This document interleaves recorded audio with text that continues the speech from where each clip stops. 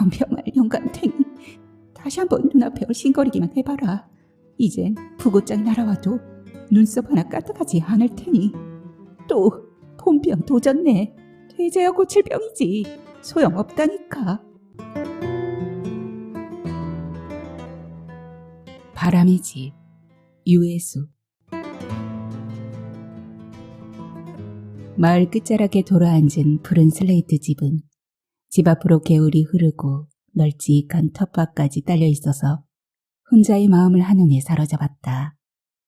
그러나 막상 짐을 부리고 보니 집이 많이 낡은 데다 찾길에서도 멀어 불편한 점이 한둘이 아니었다. 집 떠난 지 10여 년 동안 가뭇 없던 남편이 귀신처럼 호련히 나타나 제사밥 같은 밥상을 개걸스레 비우고 나서 누런 봉투를 내밀었을 때만 해도 혼자는 본숭만숭했다. 그의 귀가를 재촉하는 부적까지 품고 기다렸다고는 하나 비렁뱅이가 따로 없는 행색에 다리까지 절룩이는 꼴이 행여나 했던 일말의 기대마저 물거품이 되고 말았기 때문이다. 그러나 그가 내민 것이 혼자의 이름으로 된 집문서라는 걸 확인한 순간 얼떨떨하면서도 코끝이 맵싸했다. 이순을 훌쩍 넘긴 그 나이까지 반지하 단칸방 신세를 못 면했던 혼자로서는 감격하지 않을 수 없는 일이었다. 집이든 사람이든 다 연분치다거리겠지. 이사한 다음 날 내린 많지 않은 비에 물이 듣는 천장을 올려다보며 혼자는 그렇게 혼잣말을 했다. 개울물 소리가 바로 베개 밑에서 들리는 것 같아서 잠이 점점 멀어진다. 푸새들이 휘파람 부는 소리가 귀에 환하다. 나이 들면 귀가 어두워진다는데 혼자의 경우는 오히려 더 뚜렷하다.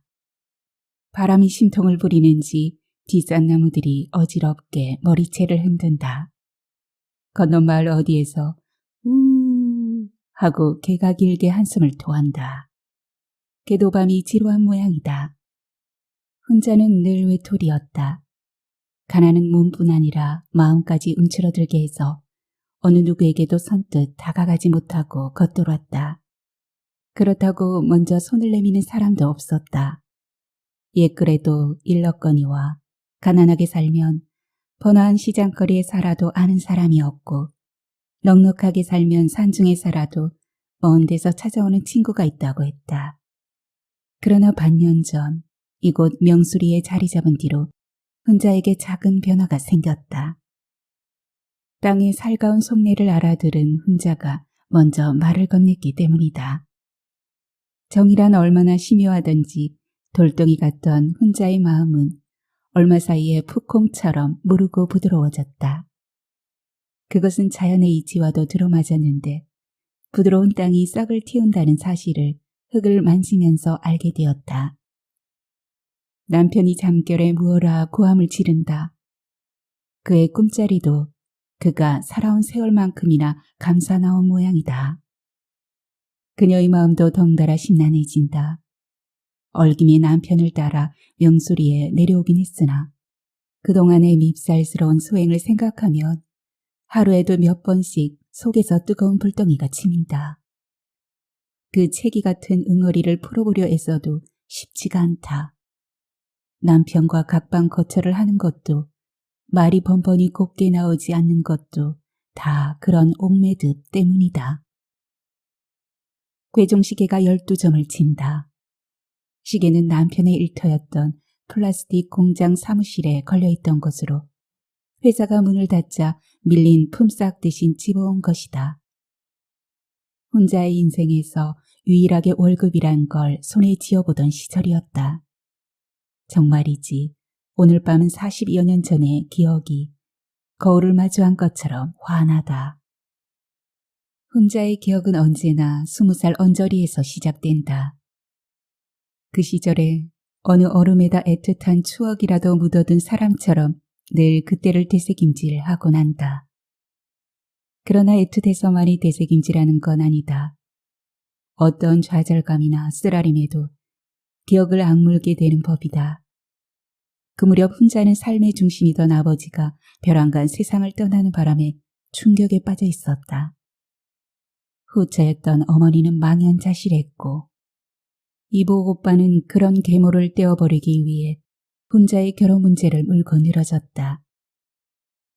아우지, 그늘이 요나 마라도 남았을 때 혼자 시집부터 보내요. 배운 게 많은 것도 인물이 특출한 것도 아닌데 나이 덕이라도 봐야죠. 일가 푸니기들도 서로 입을 맞추었는지 한 목소리로 채근했다. 아들이 거들 때 서둘러 짝을 지워요. 일단 단출한 자리로 보내요. 사람은 기댈 의지처가 있어야 해요. 사위도 자식인데 홀장모를 나 몰라라 하진 않겠죠.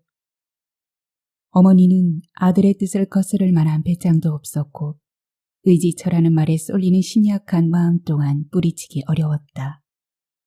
신랑감의 우선 조건이 혈혈 단신이어야 한다는 것에 혼자는 당황했다.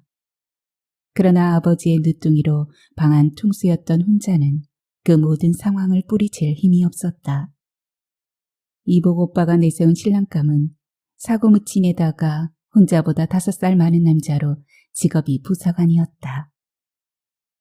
선을 보고 온 어머니는 어느 때보다 힘차게 버선을 벗어젖히며 기쁨을 감추지 못했다. 헌칠민 듯한 인물도 인물이지만 한마디로 총명하고 길한 인상이라는 것이다. 수지 많은 눈썹에 쌍꺼풀이 가늘게 진 눈은 광채가 예사롭지 않으며 말이 없는 대신 웃음은 넉넉해서 듬숙하면서도 푸근해 보인다는 것이었다. 더구나 먼 발치에서 몰래 지켜보던 어머니 앞에서 손잡이에 의지하지도 않고 단숨에 몸을 날려 지프에 올라타는 모습을 본 순간 무릎을 힘차게 쳤다고 했다. 살아있는 행동을 만났다는 것이다. 아버지는 근동이 다 알도록 학식의 덕망까지 갖춘 사람이었으나 늘 결단해야 할 시기를 놓치던 무기력한 사상가였다. 확실하게 짚고 넘어갔어야 할 재산 문제나 모녀의 장래나 무엇 하나 매듭지어 놓은 게 없었다. 어머니는 행동하지 않는 지식은 돌멩이보다 쓸모가 없다고 주장했다.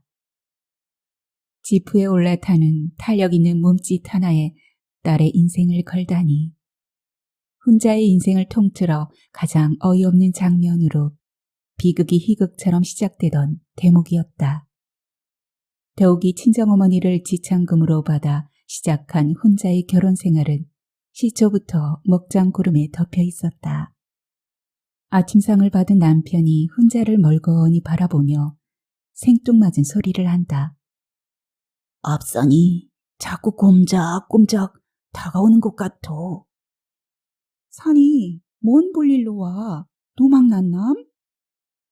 혼자는 대바람에 면박을 주면서도 가슴이 철렁 내려앉는다. 명수리에 와서 얼마 동안은 산의 나무들이 만장 같다고 해서 머리칼을 곤두서게 하더니 이제 산이 제 발로 걸어온다니. 그렇지 않아도 혼자는 밤마다 그가 내지르는 비명만으로도 한껏 노그라져 있었다. 그간에 겪은 이력을 대놓고 광고하는 건지 아니면 무엇에 쫓기고 있는 것인지 도무지 알 수가 없었다. 혼자는 방문을 활짝 열어젖히고 앞산을 지그시 건너다 본다. 지푸른 빛으로 매습진 산은 바위보다 더 단단하게 그 자리에 붙박혀 있다. 오늘따라 바람 한 점 없는 것이 그대로 한 폭의 산소와 같다. 왜 점잖게 앉아있는 산을 가지고 자꾸 가리산 지리산 하는 거요? 멀미나기 싫이. 남편은 혼자의 타박에 묵묵히 입에 물김치만 떠넣는다. 핏줄이 구불구불하니 붉어진 그의 손이 가늘게 떨린다. 혼자는 입맛이 천리나 달아나서 수저를 소리나게 내려놓는다. 아직도 마음이 된바람 속을 헤매는가? 아니면 저승사자들이 눈앞에서 강강술래라도 하는가? 짐승도 죽을 때가 되면 제구를 찾아둔다는데 망령들 나이에 제정신이 든 게 어쩐지 꺼림칙하다. 고작 송장을 떠넘기려고 기어든 거라면 더욱 용납할 수가 없다. 혼자는 조금 풀쳤던 마음이 다시 오그라든다. 그를 먼저 묻어주고 싶은 마음은 털끝만치도 없다. 어느 누구와도 사귀지 못하고 하나뿐인 아들과도 물 위에 뜬 기름처럼 겉도는 그를 늙음하게 혼자 팽개치고 가는 것만이 살아온 세월에 대한 반분의 안갚음이라도 될 것이기 때문이다. 명수리에서 그가 유일하게 마음 붙이는 대상은 라디오다. 그는 텔레비전 속의 형형색색으로 펼쳐지는 세상에도 마을 일에도 전혀 관심이 없다. 누가 죽어 상여가 나가도 동네가 들썩거리게 혼인잔치가 벌어져도 그저 강 건너 불구경이다. 처음에 혼자는 그의 그런 모습에 은근히 안도했다. 또 돌아다니기를 그친 증표로 여겼기 때문이다. 그러나 종일 라디오를 조그맣게 틀어놓고 그 주위만 맴도는 것이 영락없이 바깥 사정을 염탐하는 자의 모습이었다. 더구나 아무리 캐물어도 집을 산 모갯돈의 출처를 밝히지 않는 것이 영 수상쩍었다. 며칠 전에는 검은 외지 차량 하나가 마을을 훑듯이 살피며 지나는 걸 보고 가슴이 철렁 내려앉았다. 머릿속으로 온갖 흉측한 상상들이 지나갔다. 지역 방송국에서는 인근 마을에 살던 한 남자의 실종 소식을 내보냈다. 실종 당일 소를 팔러 나간 남자는 이웃 노인이 저녁 7시경에 버스 정류장에서 본 게 마지막 모습이었다. 가까운 사람이 말없이 사라져버렸을 때의 심정은 겪어보지 않고는 모른다. 혼자는 까마득한 옛일을 엊그제 일처럼 떠올리고 한숨을 내쉰다. 남편은 자신의 소행 따윈 까맣게 잊은 채 퇴무심한 얼굴로 라디오에 귀를 맡기고 있다. 초야를 지른 신랑이 어둑 새벽에 말 한마디 없이 사라진 사건이 발생하자 집안은 발칵 뒤집혔다. 가뜩이나 신랑의 굳없지 않은 태도에 맥 풀려 있던 혼자는 눈앞이 캄캄했다.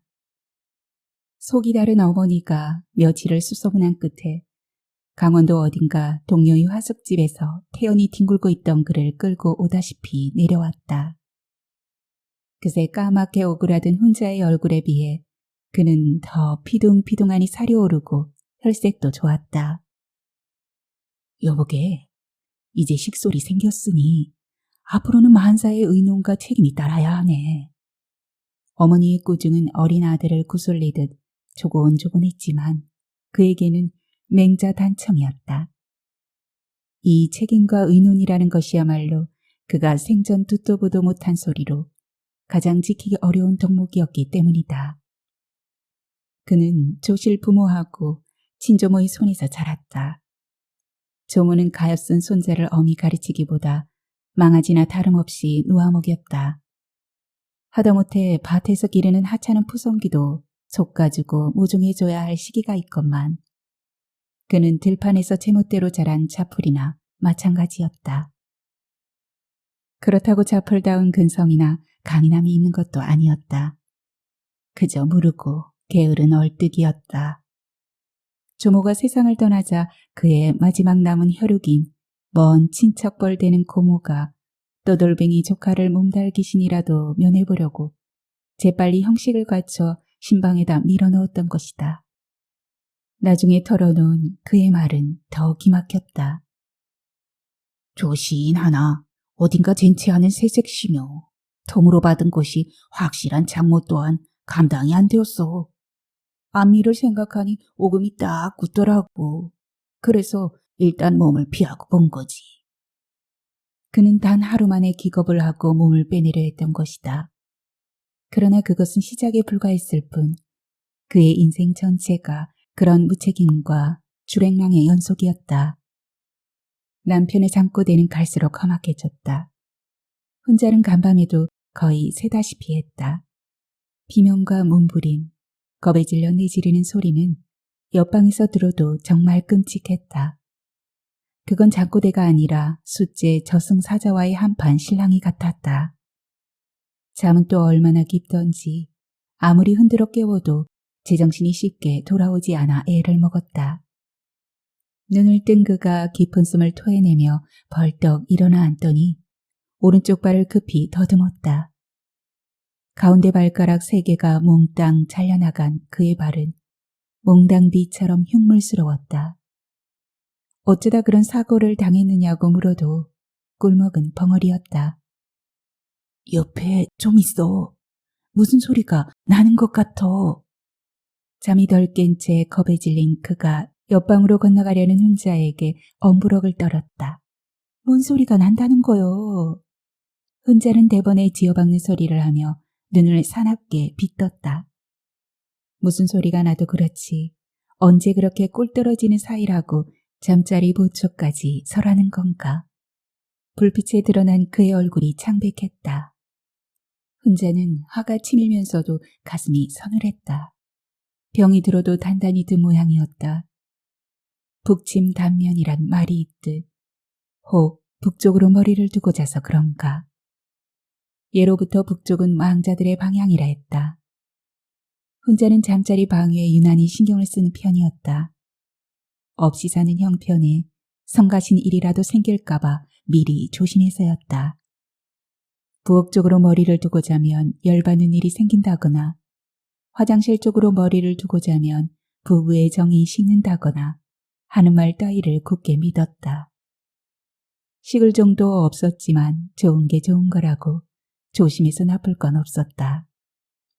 재앙은 조심하는 집 문에는 절대 들지 못한다고 했다. 훈자는 그의 베개를 남동 방향으로 돌려주고 옆에서 앉은 채로 밤을 새웠다. 아침밥을 몇술 뜨고 훈자는 텃밭으로 나왔다. 햇빛이 살만한 무명 이블리처럼 하였다. 그녀는 들판을 휘휘 둘러보았다. 뺨을 스치는 건들바람이 제법 서늘었다. 자연의 이치란 참으로 오묘하다. 갈바람의 곡식이 혀를 빼물고 자란다더니 건들바람이 불기가 무섭게 작물은 결실에 들어갔다. 만사는 그처럼 다 시와 때가 있는 것을 들판에 심겨진 작물만도 못한 철딱선이 없는 남편을 생각하자 가슴이 답답했다. 오늘은 김장배추도 솎아줘야 하고 김도 매야 하고 끝물고추도 따야 한다. 이웃의 도움을 받아 시작한 밭농사는 그런대로 가용은 충실히 해냈다. 고추는 특별히 퇴비와 배수에 신경을 썼더니 병충해 없이 튼실하게 자라주었다. 도열이라도 하듯 바디랑에 매고르게 서 있는 고추대를 본 이웃들은 하나같이 입을 댔다. 아이고, 떡잎 하나 없이 매끈한 게 꼭 하초 키우는 것 같아. 가을로 접어든 날씨는 한낮을 빼고는 제법 살랑했다. 훈자는 고추밭에 마지막 작물을 거두고 배추고랑이로 옮겨 앉았다. 훈자가 명수리에 내려오기 전까지 일했던 한 용역회사의 팀장은 아침마다 일터로 떠나는 도우미 아줌마들을 모아놓고 일장 훈시를 했다. 옛말에 몸이 되면 입도 되다는 말이 있습니다.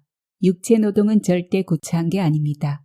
오히려 정신적인 고민을 덜어주고 생활을 기름지게 해줄 겁니다. 가난구제는 나라도 못한다고 품삯이 기름진 생활을 보장해주진 않지만 나머지 말은 어느 정도 옳았다.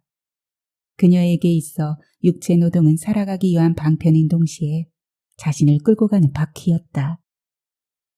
잠시 숨을 돌리는 자투리 시간조차 일을 손에서 놓지 않았던 건 정신이란 요물이 멍하니 앉아있는 시간에 간계를 부릴 때가 더 많다는 걸 알았기 때문이다. 또한 육체노동이란 나름의 은율이 있어 거기에 몸을 싣다 보면 어떤 신명이 생기기도 했다. 그러나 명수리에 내려와 텃밭을 가꾸기 시작한 이래 혼자의 생각은 달라졌다. 일도 일 나름으로 끝까지 안 버티는 잡초들의 학지를 뗀 탓이었다. 그것은 일이 아니라 전투였다. 종일 허리가 휘도록 풀을 뽑아내도 돌아서면 다시 그 자리에 거짓말처럼 수북이 돋았다. 목숨이란 이토록 검질긴 것인가. 두려움을 넘어 공포가 엄습했다. 사람에 대한 원망도 꼭 잡초와 같았다. 남편의 진한 허물을 덮어두자고 아무리 마음을 도슬러 먹어도 생각처럼 쉽지 않았다. 덮으면 덮을수록 잡초처럼 더욱 악착스레 밀고 올라왔다. 혼자는 김을 매면서 노상 자풀 같은 생각에 휘달렸다. 그녀는 파뚝에 털버덕 주저앉아 된 숨을 토해냈다. 쟤는 넘을수록 험하고 내는 건널수록 깊다더니 혼자의 삶은 갈수록 고되었다. 잦은 근무지 이탈과 미기 사건으로 불명예 제대한 남편의 생활 능력은 형편없었다. 배운 게 많은 것도 아니고 기술마저 신통찮던 그에게 좋은 일자리가 얻어 걸릴 리 만무했고 어렵사리 얻은 일자리마저 얼마 배겨내지 못하고 뛰쳐나와 종작 없이 사라지곤 했다. 떡심이 풀리고 귓구멍이 막힐 노릇이었다. 남편은 말이 없는 대신 속에 들끓고 있는 생각을 곧장 행동으로 옮겼다. 아들이 태어났어도 그 버릇은 고쳐지지 않았다. 가족에 대한 그의 무심함은 정말 무적이어서 핏줄조차 대항이 불가능했다.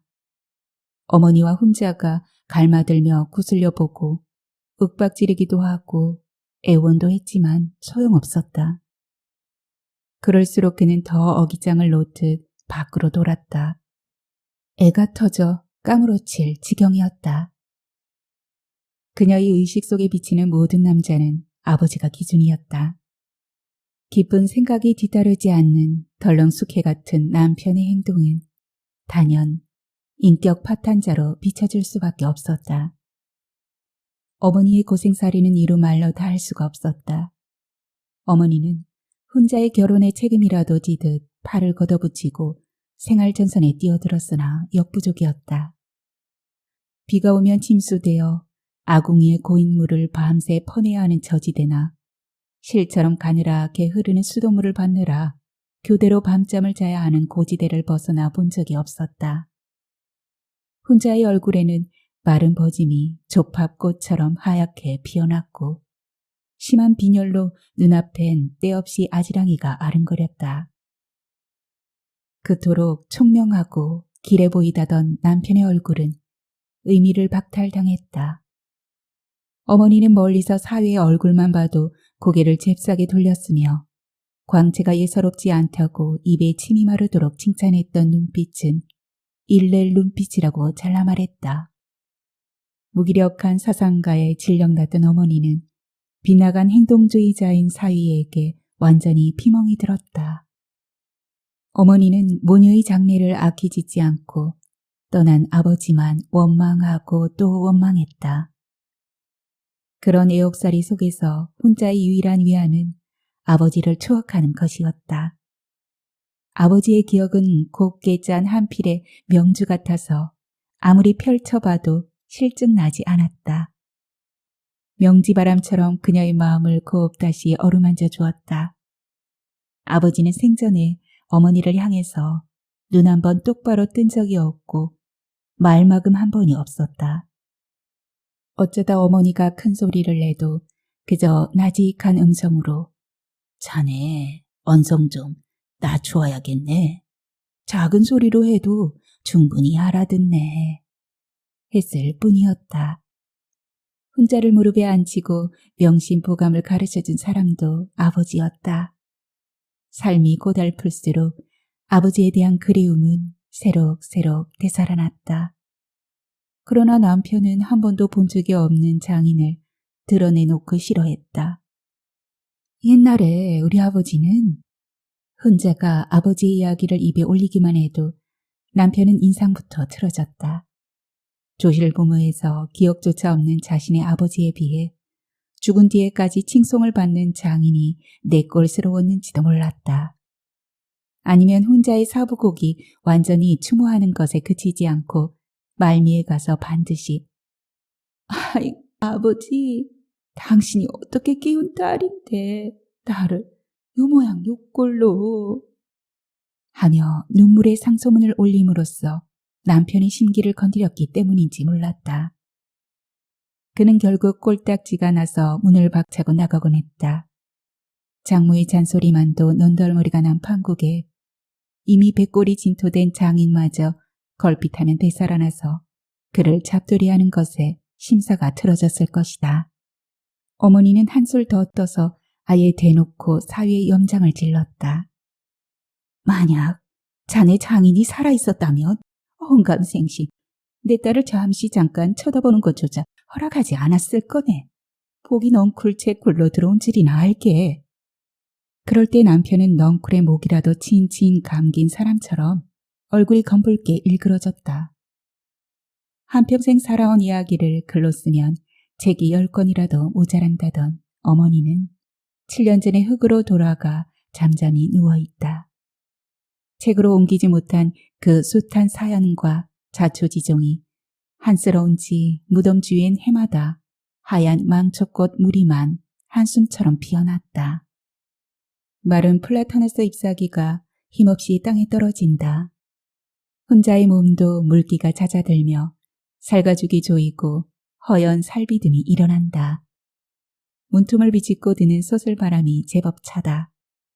화초도 손질하고 채소 갈무리도 해야 한다. 모자나 김장 배추도 묶어줘야 한다. 남편은 어느새 대문간에 나가 쪼그리고 앉아있다. 얼마 전부터 그에게 이상한 버릇이 하나 생겼는데 해질 무렵이면 무엇에 홀린 듯 대문간에 나가 죽치고 앉아있는 것이다. 처음 한두 번은 깝깝해서 그러려니 했다.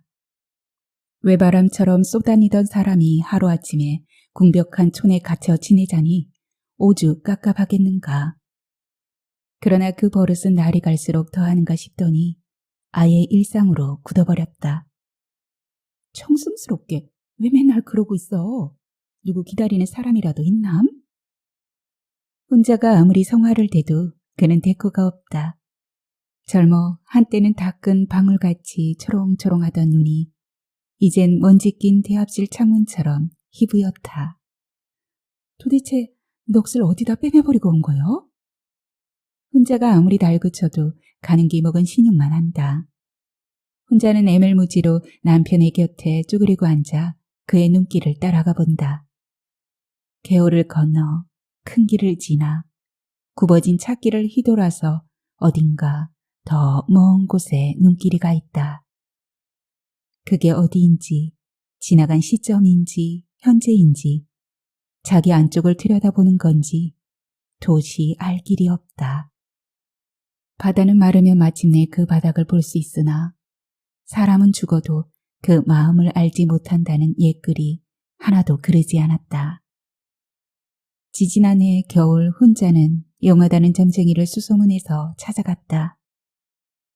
아들을 결혼시킨 뒤로 부쩍 울적해진 그녀는 툭하면 눈물이 터지곤 했다. 생사조차 모르고 지낸 지가 언 8년이었다. 생각할수록 기가 막혔다. 식어든 떨지나 말고 얼거든 검지나 말지. 그는 정말 아무짝에도 쓸모없는 인간이었다. 아들은 가출해서 3년 이상 생사가 분명치 않으면 이혼 사유가 된다며 혼자에게 모든 걸 잊고 새로운 인생을 찾으라고 했다. 아들의 충고가 아니더라도 새로운 삶을 꿈꿔보지 않은 건 아니었다. 팔자를 고쳤어도 대번은 더 고쳤을 세월에 혼자가 여태 제자리를 지키고 있었던 건 아버지의 가르침 때문이었다. 아버지는 늘 행함의 부끄러움을 두고 인간 본래의 양심을 간직할 때만이 하늘의 도움이 따른다고 했다. 만약 객사했다면 제밥이라도 떠놓아야 했다. 자식이 번연히 살아있는 한 비렁뱅이 혼백으로 구촌을 떠돌게 하는 건 온당치 못한 일이었다. 점쟁이는 정계를 뽑아보더니 대뜸 입천장이 뚫어지게 혀를 찼다. 풍신에다 미명귀라. 아주 쌍으로 얼클어졌구먼. 혼자가 깜짝 놀라 무슨 소리냐고 물었더니 집채만한 돌개바람 속에 비수 같은 하늘 품고 죽은 여자가 보인다는 것이었다. 혼자는 모골이 송연했다. 아버지가 폐병에 걸린 전처를 버리고 어머니와 재혼한 내막은 그녀가 결혼할 무렵에 알았다. 전처의 발병보다 어머니와의 정분이 먼저였던 사실을 알만한 사람은 이미 알았고 전처는 혼자가 태어나던 해에 요양소에서 죽었다고 했다. 원산 전처가 너끈히 앙심을 품을 만했다. 아버지가 세상을 뜨자 이복 오빠와 그 일가부치들이 보인 태도는 그 모든 것의 현실적인 보응이라 할 수 있었다. 운명이란 인으로 인해 연으로 나타나는 현상이야. 점쟁이는 남편이 평생 저리 칠락팔락하는 건 다 그런 연유라며 방책을 쓰지 않으면 건불처럼 떠돌다 몇 달 안 가서 객사한다고 겁을 주었다. 혼자는 반신반의하면서도 점쟁이의 말을 따르지 않을 수 없었다. 그는 부적 2장을 써주며 한 장은 남편이 쓰던 베개 속에 또 한 장은 몸에서 한시도 떼어놓지 말라고 지시했다. 그리고 딱 3달 만에 남편이 돌아온 것이다. 처음에는 긴가민가했다. 그러나 시간이 흐르면서 어딘지 모르게 달라진 그를 보자 점차 마음이 놓였다. 신령한 힘이 아니고서는 도저히 잠재우기 힘든 풍병을 타이어에 공기 빼듯 주저앉힌 걸 보면 진적으로 부적의 효력이라고 믿지 않을 수 없었다. 다만 막일로 몸을 굴렀다는 남편이 그의 고향에다 혼자의 이름으로 된 집을 장만한 일은 뜻밖이었다. 미심쩍은 기분을 떨치기 힘들었으나 어쨌든 바람과 땅은 서로 상극관계라고 하니 집을 산 건 그런 기운을 불러오는 뜻에서도 다행이라 여겼다. 이사를 하고 나서 혼자는 맨 먼저 지붕을 손보고 담장의 바람구멍을 시멘트로 일일이 틀어막았다. 점쟁이는 우선 집안에 떠도는 바람부터 다잡는 것이 순서라고 했다. 혼자의 집은 이제 누가 통째로 떠매가면 모를까 세상 없는 바람이 들이닥쳐도 끄떡 없었다. 그런 비방덕인지 그는 집에서 놓아먹이는 가금처럼 마당을 벗어나지 않았다. 남편이 떠돌아다니는 동안 아들은 뒤늦게 짝을 찾아 가정을 이루었다. 아들은 집에 전화해도 아버지를 바꿔달란 말을 하지 않았다. 남편이 전화를 받으면 마지못해 한두 마디 한 뒤 곧바로 혼자를 찾았다. 어쩌다 얼굴을 봐도 꼭 의붓 아버지 대하듯 서먹서먹하니 굴었다. 주위가 컴컴해지자 대문간에서 마루로 옮겨온 남편은 서랍장에서 사진첩을 꺼냈다. 마치 오랜 기억 상실증에서 깨어난 사람처럼 요즘은 날마다 가족사진을 골똘히 들여다본다. 가족사진이라 해서 따로 사진관에 가서 촬영한 것이 아니라 플라스틱 공장에 야유회에 따라가서 찍은 단체 사진이다. 불빛 아래 드러난 사진 속의 인물들은 하나같이 심란한 얼굴이다. 곱슬곱슬하니 부푼 혼자의 파마머리는 봉분을 연상케 하고 그 위로 뜨거운 볕이 사정없이 쏟아져 내려 그녀는 눈을 가느다랗게 접고 고통스레 일그러진 얼굴을 하고 있다. 마치 그녀가 살아갈 전의 인생의 요약편 같다. 남편은 실팍한 어깨에 각을 잡고 숫진 머리를 빳빳이 든 채 살피듯이 먼 곳을 보고 있다. 또래보다 몸집이 작은 아들은 불안한 얼굴로 혼자의 손을 꽉 잡고 있다. 남편의 눈길이 실물을 대조하듯 혼자에게로 슬며시 옮겨온다. 그의 눈빛이 서리가 담뿍 내린 혼자의 머릿개에서 잠시 흔들린다. 혼자도 시트한 눈길로 그를 마중한다. 숱이 한 줌뿐인 머리에 날개 쭉지가 꺾인 듯 어깨는 처지고 등도 희움하니 굽었다. 사진 속의 남편은 간 곳이 없다. 엽서에 찍힌 소인처럼 흐릿한 자취만 남았을 뿐이다. 지난 여름 장마에 다리가 떠내려간 앞개울이 꼭 이 빠진 할망구 주둥이 같다.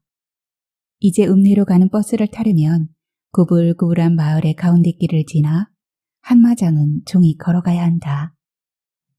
집집의 노인네들은 구부정한 허리로 텃밭에서 가을 거지를 하다 말고 반갑게 인사한다.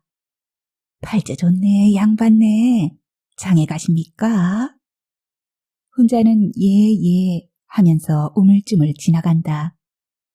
노남맞이기 없이도 아들이 보내주는 돈으로 삶을 꾸려가는 그녀를 보고 동네 사람들이 부러워서 하는 말이지만 혼자에겐 그 소리가 좋게 들리지 않는다.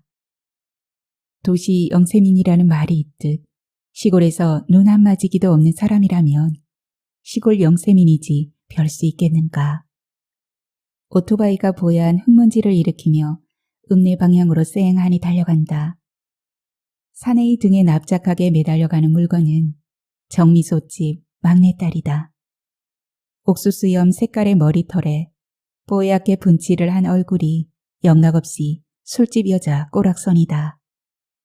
시골의 풍속도 예전과는 비교할 수 없이 사사스러워졌다.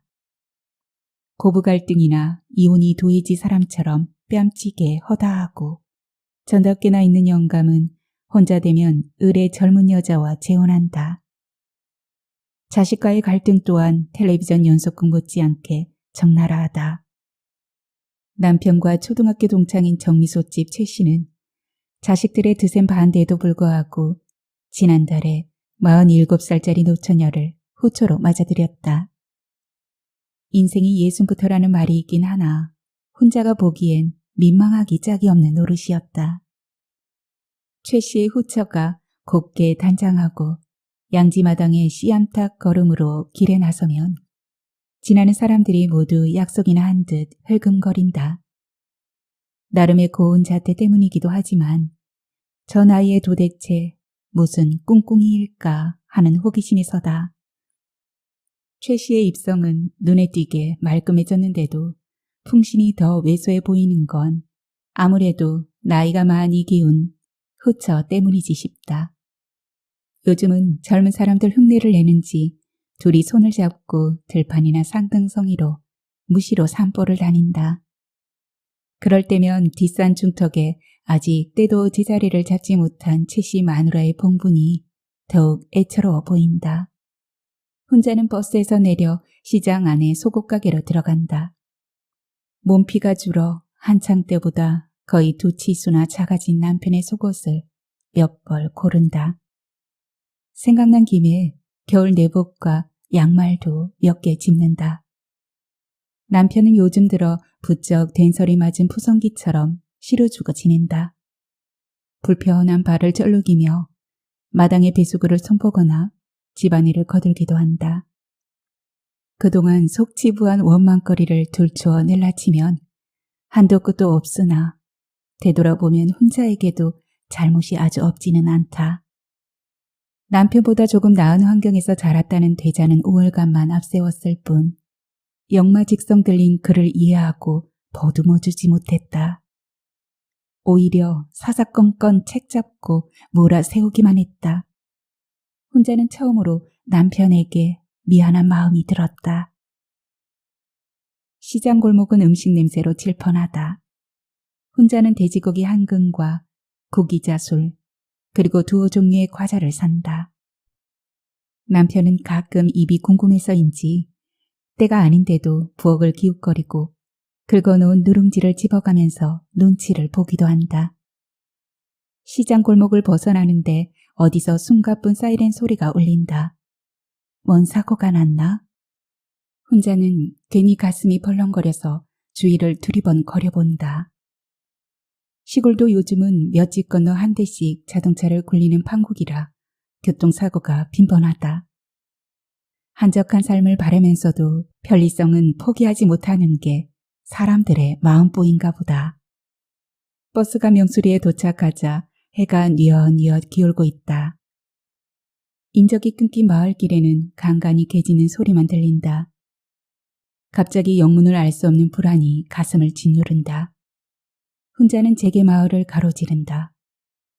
웬일로 대문간에 쪼그리고 있어야 할 남편이 보이지 않는다. 혼자는 급한 걸음으로 마당에 들어선다. 대돌에 의당 놓여 있어야 할 신발도 눈에 띄지 않는다. 갑자기 그녀의 가슴이 맞방망이질을 한다. 기척이 없는 방문을 활짝 열어젖힌다. 벌쭉이 열린 작은 서랍장 앞에 양말 한 짝이 떨어져 있다. 혼자는 금방 사태를 알아챈다. 아이고, 미친 영감탱이. 또 폰병 도졌네. 대문간에 나 앉았을 때부터 알아봤어. 돼지야 고칠 병이지. 소용없다니까. 혼자는 아기 받쳐 속에서 치미는 대로 짓거리면서도 눈앞이 캄캄하다. 온몸에 힘이 빠지며 숨길만 가빠질 뿐 아무 생각도 떠오르지 않는다. 사방이 어둑어둑해져 지척을 분간하지 못하는데도 불켤 생각도 저녁밥 지을 엄두도 내지 못한 채 그냥 마루에 퍼지고 앉아있다. 연병할 영감탱이. 다시 한번 눈앞에 얼씬거리기만 해봐라. 이젠 부고장이 날아와도 눈썹 하나 까딱하지 않을 테니. 오지락스럽게 튀어나오는 말과 달리 마음은 중심을 잃고 갈팡질팡하는 통에 더 애가 터진다. 어디에 들어있다 쏟아져 나오는지 모를 뜨거운 눈물이 끝도 없이 흐르건만 눈물을 닦을 생각도 하지 못한다. 혼자는 전화벨 소리에 퍼뜩 정신이 든다. 뭔 전화를 그리 더디 받아. 대식이가 여기 읍내에서 교통사고를 냈다고 해서 택시 불러 타고 나왔어. 다행히 다친 사람은 없고 오토바이가 좀 망그러졌다네. 지금 들어가는 중이니까 저녁상이나 봐나. 싫어주고 지낼 때는 언제고 귀청이 떨어져 나가게 우렁우렁한 남편의 음성을 듣자 혼자는 얼떨떨한 중에도 경칩에 개구리 끼듯 벌떡 일어나 부엌으로 내닫는다. 그날 밤 혼자는 안방에다 이부자리 2채를 나란히 폈다. 아들에게 방을 하나 내줘야 하는 핑곗거리도 생겼지만 뒤늦게 자신의 속마음을 깨달은 것이다. 남편은 혼자가 부어온 술상에서 구기자 술을 몇 잔 들이키더니 계면적은 얼굴로 느릿느릿 속을 털어놓기 시작했다. 나도 그동안 내 바람병이 환장할 노릇이었어. 한 번도 틀고지를 갖추고 살아본 적이 없던 사람에게 가정이란 꼼짝없는 징역살이었거든. 장모님의 잔소리는 갈수록 고깝게 들리는 데다 당신은 언제나 어머니가 우선이었고 나는 점점 겉돌았지. 박이 훨씬 편했어. 그러다 아주 집을 떠나게 된 거야. 혼자는 구기자 술 몇 잔에 고치실처럼 이야기를 줄줄이 뽑아내는 남편이 신기해서 그의 입만 멍하니 바라보았다. 여기저기 떠돌다 마지막엔 공동묘지에서 산역군 노릇을 했어. 눈만 뜨면 술 마시고 송장을 파묻는 게 일이었어. 몸도 아프고 한대잠에도 넌더리가 났지만 수중엔 돈 한 푼 없고 그저 가슴만 답답했지. 묘지란 온갖 종류의 상례가 치러지는 곳이다 보니 산역군 노릇 몇 년에 어깨너머로 주워들은 얘기만으로 거반도사가 다 됐어. 죽으면 모든 속박을 훨훨 벗어던지고 새처럼 자유로워진다는 이도 있고 반드시 살아온 대로 심판받는다는 이도 있었어. 누가 제목을 일일이 적어놓는 것도 아니고 도무지 가짜는 소리라고 생각했지. 그러나 아기는 바람이 나는 겨와 같다는 말엔 찔렸어. 떠돌아다니는 내 처지가 영판 그랬으니까. 혼자는 평소에 입뜨던 남편의 거침없는 구변에 놀라고 평소와는 분명히 다른 제 가슴의 박동에 놀랐다. 어느 날 밤 산역군들을 싣고 마을로 돌아오던 트럭이 빙판길에서 뒤집혀 계곡으로 처박혔어. 정신을 차려보니 셋은 즉사하고 나만 살았어. 누운 채로 밤하늘의 별을 쳐다봤는데 갑자기 눈물이 빙 돌면서 당신과 대식이의 얼굴이 떠오르는 거야. 만신창이로 떠돌다가 종래 이런 낯선 골짜기에 처박혀 객사겠구나. 인생은 누구를 할 것 없이 져야 할 짐이 있다는데 죄악돌 피하려다 소마석을 만난 격이다. 5만 가지 생각과 후회로 가슴이 터질 것 같았어. 그렇지만 제보를 개못 준다고 이미 굳을 대로 굳은 내 행실을 바로잡기란 힘들다는 걸 알았지. 순간 나도 모르게 어떤 결기가 솟구쳤어. 차라리 발목아지 하나 없는 병신으로 사람 노릇이나 하다 가자고. 엉금엉금 기어가서 큰 돌덩이 하나를 집어다 발 여기저기를 내리찍었지. 이미 꽝꽝 온 발은 아무 감각도 없었어. 결국 발목아지가 아니라 발가락 3개를 잘라야 했지만 어쨌든 한동안은 요금 받소도 그 보상금으로 내 매짜리 하나는 건져서니 됐어. 어차피 내가 묻힐 곳은 당신이니까. 혼자는 그의 말을 다 듣고 나서 중동이 꽉 막혔다.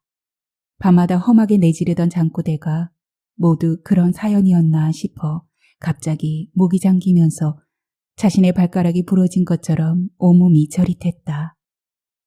구기자술은 어느새 바닥나 있었다.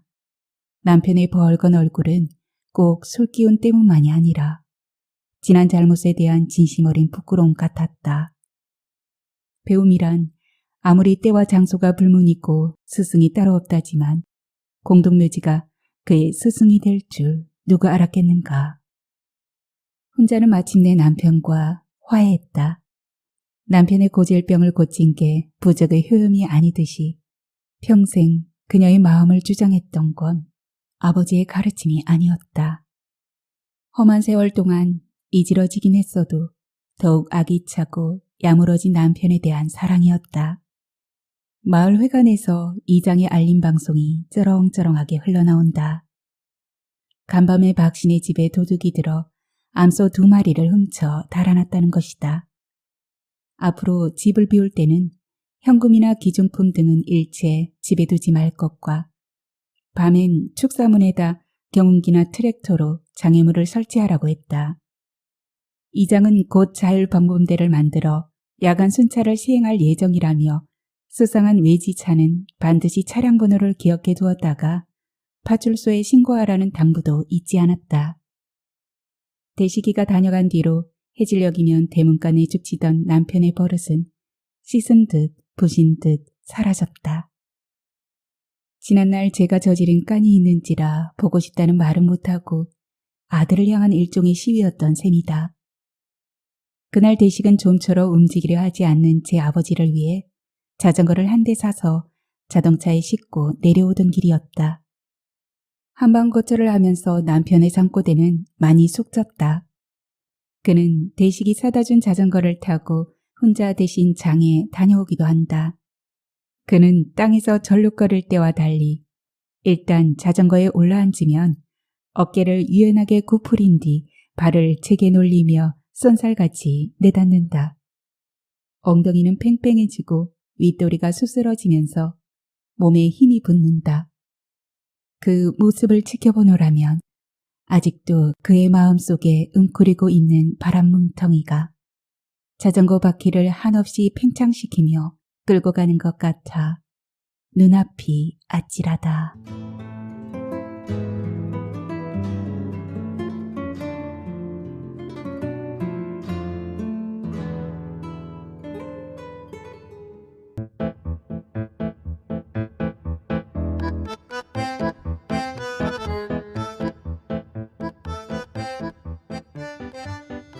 아가씨 미쳤어? 선조 아빠 고자야? 우리 그니한테는 도통 정기가 오지를 않아. 잠자리뿐 아니라 감정도 그래. 그 인간도 자기 옆에 애한테는 절벽강산이겠지만 다른 여자하고는 전기 통하잖아. 아가씨네 그니도 마찬가지야. 다른 여자한테는 까무러치게 찌릿찌릿 한다고. 내가 깜빡 미쳤었나 봐.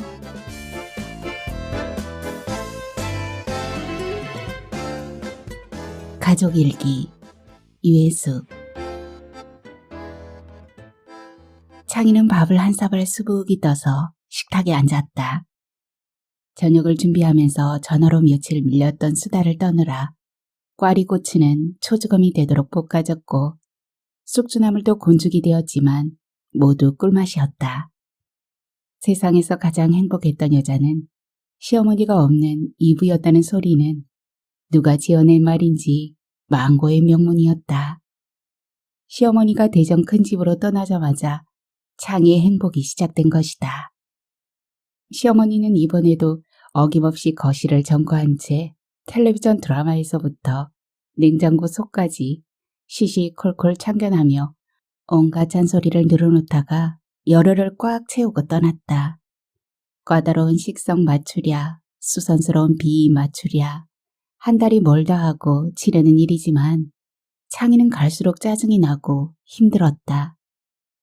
노인네의 강단진 기세로 봐서 적게 잡아도 앞으로 20년은 꼬박이 이런 원래 행사를 치러야 할 것 같은 예감에 한숨이 절로 나왔다.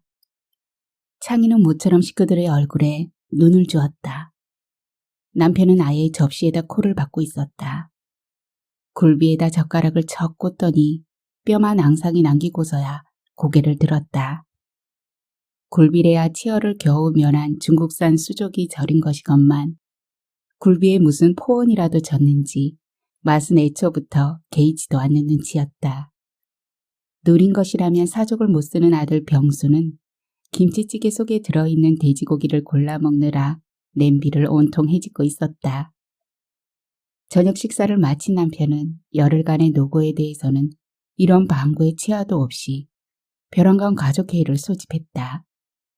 가족이라곤 아들까지 합쳐서 세 식구라 거창하게 회의할 것도 없었지만 매사에 서로 의견이 분분해서 외식 한 번을 순탄하게 한 적이 없는 창인애로서는 문제가 생길 때면 의례에 거치는 절차였다. 외식 메뉴를 두고서도 항상 옥신각신하기 때문이었다. 남편이 무겁게 입을 떼었다. 가게가 창업 이래 가장 심각한 불황이야. 매장 평수를 줄이고 직원도 한 명 내보내기로 했어. 남편은 카센터를 운영하고 있다. 기술이 뛰어나고 반드시 순정 부품만 사용하기에 인근에서는 믿을 만한 업소로 소문났지만 장기적인 경기 침체로 인해 매출이 월 평균 30% 이상 줄었다는 것이다. 국산 자동차의 성능이 좋아지면서 장고장이 크게 없어진 데다 자동차 회사들이 AS 기간을 늘린 것도 악재라 했다. 거기다 효자 상품이던 자동차의 인테리어마저 불황이라 차를 치장하는 운전자가 크게 줄면서 새 차를 구입하면 의뢰 바꾸던 룸미러나 카시트도 거의 하지 않는다는 것이다. 가족회의의 골자는 가게 예산의 삭감이었다. 먼저 돈이 새어 나가는 곳이 어딘가 살펴보고 이달부터 긴축 생활에 들어가자고. 가랑비 어쩌는다고 허투루 새는 곳이 있을 거야. 단돈 한 푼이라도 아껴야 해.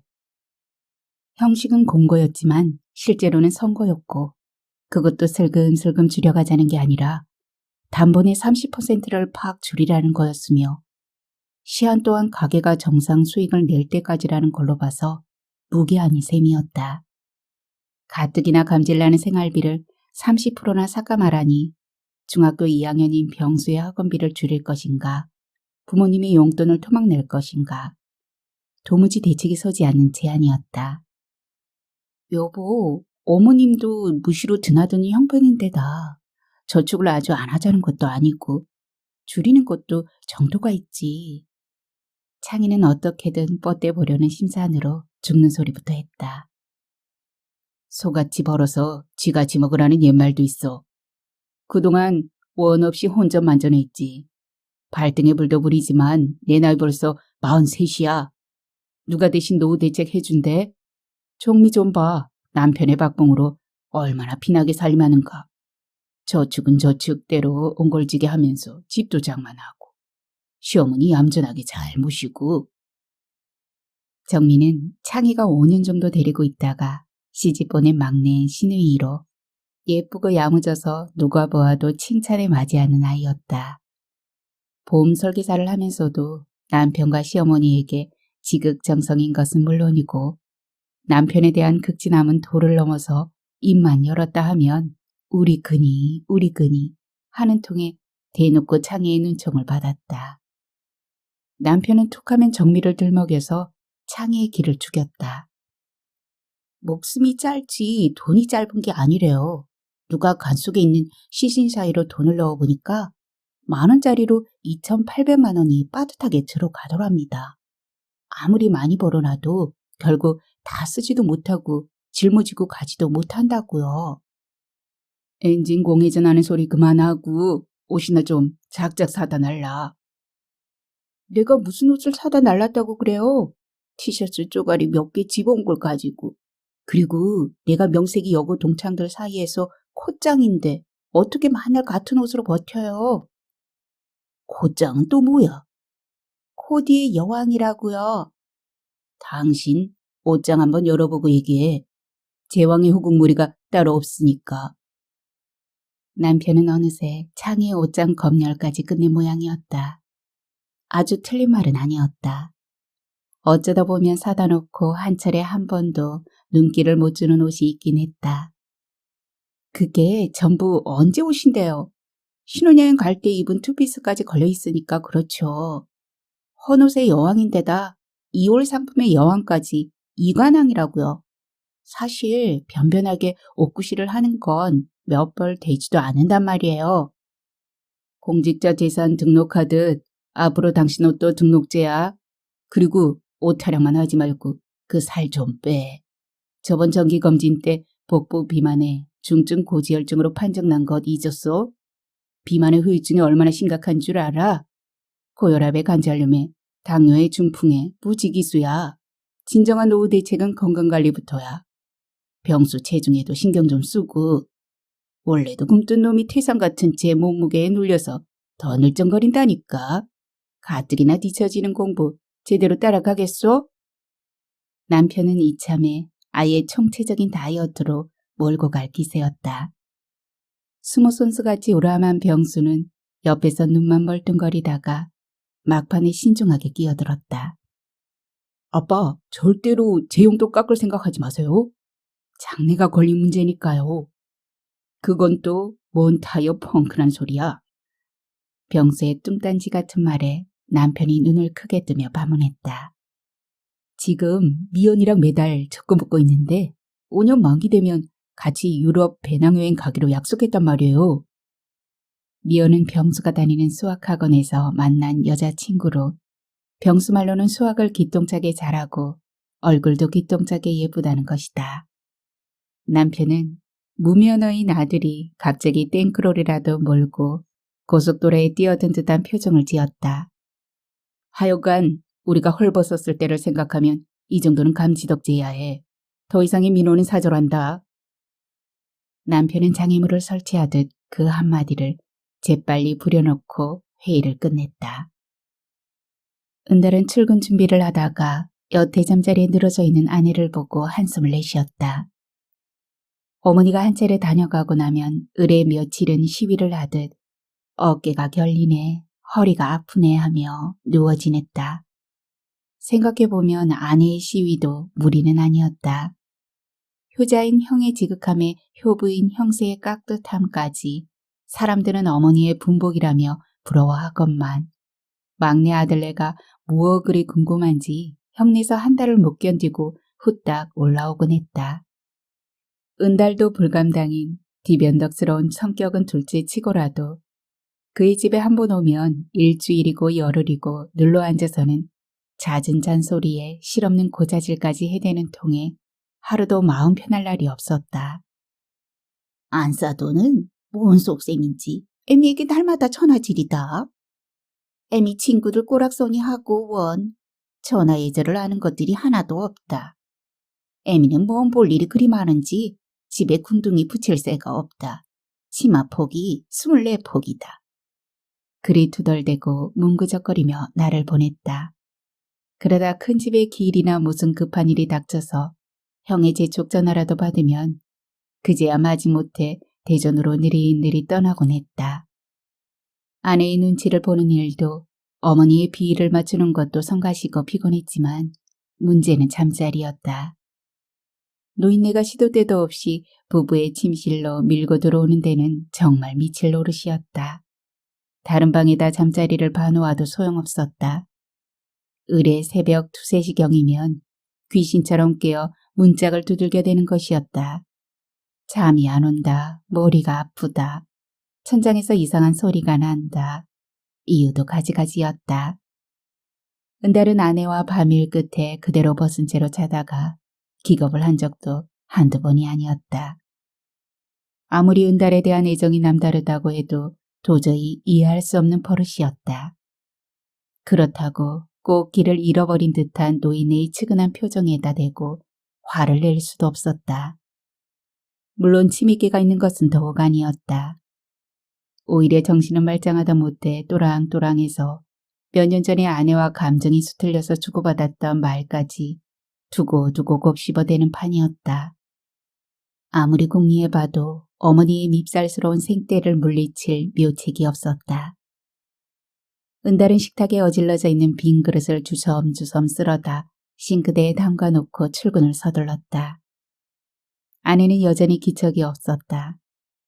그는 현관에서 구두를 신다 말고 한쪽 벽에 걸린 편액을 올려다보았다. 내 시작은 미약하였으나 내 나중은 심히 창대하리니 욥기에 나오는 성구로 오늘따라 그 말이 꼭 자신을 놀리는 것처럼 느껴졌다. 은달은 바지런하고 싹싹하던 신혼의 아내를 떠올렸다. 새벽같이 일어나서 몸단장을 하고 밥상을 정성껏 차리고 출근할 때면 골목 끝까지 따라 나와 배웅하곤 했다. 부지런하고 애발라서 알고 싶은 것도 질문도 많았다. 그럴 때 반짝이던 아내의 눈은 생기가 넘치고 아름다웠다. 그는 결혼하고 얼마 뒤에 있었던 가족 모임이 생각났다. 아내는 식사를 하다 말고 궁금한 것이 있다며 어머니와 형수에게 물었다. 아침에 은달씨 출근할 때 무엇라고 인사말을 해야 해요? 어머니와 형수는 아내의 물음에 아연한 표정을 지었다. 무슨 선문답을 하자는 건지 아니면 계량식으로 가자는 말인지 도무지 갈피를 잡지 못하는 눈빛이었다. 왜? 무슨 문제라도 있어? 형수가 먼저 나섰다. 형수의 그런 대묻기는 그녀가 즐겨 쓰는 등거리식 문제 해결법으로 아내가 이집트의 분묘 속에 등장하는 애굽 여인같이 이상 야릇한 머리 모양을 하고 나타나자 나를 힐끗 쳐다보며 건넨 첫인사만 해도 그랬다. 소방님이 아무 소리 안 하셔? 무슨 플라스틱 빗자루 같이 꼬불꼬불하니 사방으로 뻗친 머리는 가뜩이나 큰 아내의 얼굴을 엄청 더 커 보이게 하는 데다 분위기마저 개의적어서 뭐라고 한마디 짚어 넘어갈 법도 했지만 형수의 말은 그처럼 우회적이었다. 인사가 다 그렇지. 뭐 특별한 게 있냐. 어머니는 웬 잠꼬대냐는 듯이 되물었다.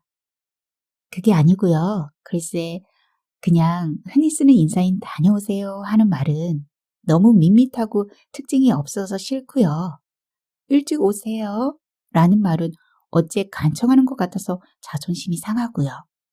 문제는 창의성 없이 틀에 박힌 교가 같은 인사말이 1년, 2년 계속 이어진다면 서로 빨리 지겨워질 것 같아서 그래요. 아이고, 연구 많이 했네. 그럼 자넨 뭐라고 하면 좋겠어? 형수의 작은 눈이 호기심으로 반짝였다. 글쎄, 날마다 인사말을 바꿀까 해요. 서정수의 시 같고 슈베르트의 가곡 같은 인사로요. 서방님은 내가 알기로 음치인데다 알고 있는 시라고는 엄마야 누나야밖에 없는데 자네 인사를 제대로 알아들을지 모르겠네. 하여간 동선의 아침 풍경이 볼만하겠구먼. 형수는 눈가에 잔주름을 잡으며 웃었다. 결혼 15년이 지난 지금 아내는 교가 같은 인사는커녕 그냥 하고 버리는 뜻없는 인사조차 없었다. 그저 자리에 누워 현관에서 외치는 은달의 인사를 비몽사몽간에 접수할 뿐이다. 다녀올게. 알았어요. 남편이 말끝마다 읊어대는 우리가 헐벗었을 때 라는 말은 창희 부부가 처음 살림을 읽을 때 겪었던 원형 탈모증의 병력과 그에 못지않게 가난했던 한 시절을 들먹이는 것으로 창희는 그 말을 들을 때마다 질색을 했다. 머리털이 복구된 지 벌써 10년이 지났고 서울 변두리이긴 해도 이제 어엿한 대지 68평의 주택 소유주요. 투자신탁 비과세 펀드에 은행 정기 예금에 우체국 제 안심보험에 그런대로 가정경제가 기본틀을 갖추었기 때문이다. 아무래도 마음의 탈모는 복구가 쉽지 않은 모양이었다. 하지만 당장 통장으로 입금되는 돈이 줄어들 판이니 꼼짝없이 대비책을 마련해야 했다. 창희는 가계부를 펼쳐놓고 끙끙거렸다. 그러나 아무리 머리를 쥐어짜봐야 신통한 방법이 떠오르지 않았다. 불경기에 대처하는 남편의 첫 번째 카드가 감원이듯 우선은 시어머니의 방문 횟수부터 조절하도록 머리를 써야 했다. 아예 모시고 살면 생색이라도 내지 그도저도 아닌 상태에서 표 없이 공 없이 사라지는 돈이 무시할 수 없이 많았다. 거기다 대놓고 잠자리를 회방하는 노인네의 심술머리는 응속으로 받아주기에도 이미 한계를 넘어섰다. 효성스러운 남편은 일절 쓰다달다 말이 없어서 더욱 창희의 부하를 도두었다. 내실까지 좌지우지하려는 노인네의 심통에 무슨 특단의 방책이라도 세워야 했다. 다음으로 지출의 덩어리가 큰 것이 자동차였다. 집에 한 대 있는 낡은 자동차는 창희가 주로 타는 것으로 남편은 거의 지하철을 이용했다. 기름값은 자고 나면 오르는 데다 자동차에 따르는 각종 공과금도 만만치가 않았다. 게다가 성미가 급해서 운전할 때는 늘 앞지르기에 앞지르기를 더하다 보니 급가속을 하거나 브레이크 밟기가 다반사였다. 그럴 때마다 남편은 기름 소모는 물론이고 브레이크 패드가 빨리 닳아서 타이어의 편모가 심해진다며 귀에 딱지가 않도록 잔소리를 해댔다. 그의 잔소리가 아니더라도 경제 속도를 준수하고 꼭 낯을 세워야 할 자리나 피치 못할 사정에만 자동차를 운행하면 최소한 5만 원은 절약할 수 있을 것이다. 꼼꼼한 남편은 일일이 고객들의 가계부를 마련해서 연비나 소모품의 교환 주기와 연료 절약 요령, 부품 교환 내역들을 관리해 주었다. 통신비도 문제였다. 오지랖이 넓어 친구들 사이나 동네에서 해결사로 통하다 보니 시도 때도 없이 처리해야 하는 전화 사무가 많았다. 동네 청소며 유기농작물 직거래며 각종 민원이며 일일이 창희가 앞장을 섰다. 당장 병수와 자신의 휴대폰을 약정 할인 요금제로 묶고 어지간한 통화는 문자를 활용하면 다시 5만 원쯤은 줄일 수 있을 것이다. 세탁은 모아서 한 주에 3번 정도 하고 샤워도 횟수를 줄이면 수도세에서 10,000원 정도는 아낄 것 같았다.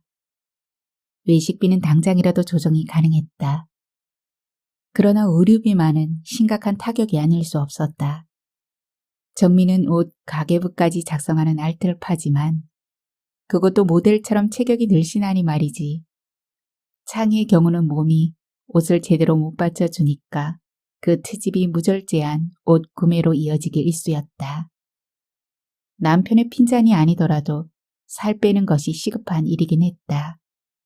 더구나 올 여름이 유난히 더울 거라는 기상청의 예보를 듣는 순간 창희는 제 푸짐한 몸을 꼬나보며 무슨 일이 있어도 살과의 일전을 벌여야겠다는 각오를 다졌다. 더위를 유난히 타는 창희는 여름 한철 넘기기가 바로 전투였다. 그러나 아이 낳는 것 다음으로 힘든 것이 살 빼기였다. 창희의 경우엔 남들이 수월하게 낳는 애도 친정과 시댁 양쪽 식구가 전부 매달려서 2번의 큰 수술을 무슨 난리처럼 치르고 나서야 간신히 한 토를 건졌으니 말이다. 비만에 대한 일화와 경고는 수없이 많지만 창희에게 가장 인상적인 얘기는 어느 인기 드라마 작가가 펴낸 자전적 에세이에 실린 내용이었다. 작가는 미국 방문길에 오랫동안 떨어져 살던 여동생을 공항에서 만났다. 보통 창희의 정서로는 오랜만에 보는 여동생이 한국의 갑순이에서 헐리우드의 줄리아 로버츠나 길버트 그레이프의 뚱보 엄마로 변신해 있다 하더라도 우선은 안부부터 건네고 볼 텐데 창희의 짐작을 뛰어넘은 첫인사가 이랬다. 너 그렇게 살이 찌고도 사람이야? 그 거침없는 독설 속엔 인간의 존엄을 일깨우는 경고의 의미와 함께 말로 표현할 수 없는 기막힌 안타까움이 들어있었을 것이다. 우선은 그런 질책을 화살처럼 쏘아 보낼 수 있는 거친 애정도 드라마적이지만 짐작건대 같은 덩굴에서 같은 감수성을 타고났을 동생이 타국의 삶이 주는 서름이나 스트레스로 인해 살이 쪘을 가능성이 많다는 것이다. 그리운 사람들은 아득히 바다 건너에 있고 쉬이 마음을 달래주는 패스트푸드나 기름진 음식은 너무나 가까이 있었을 테니 말이다.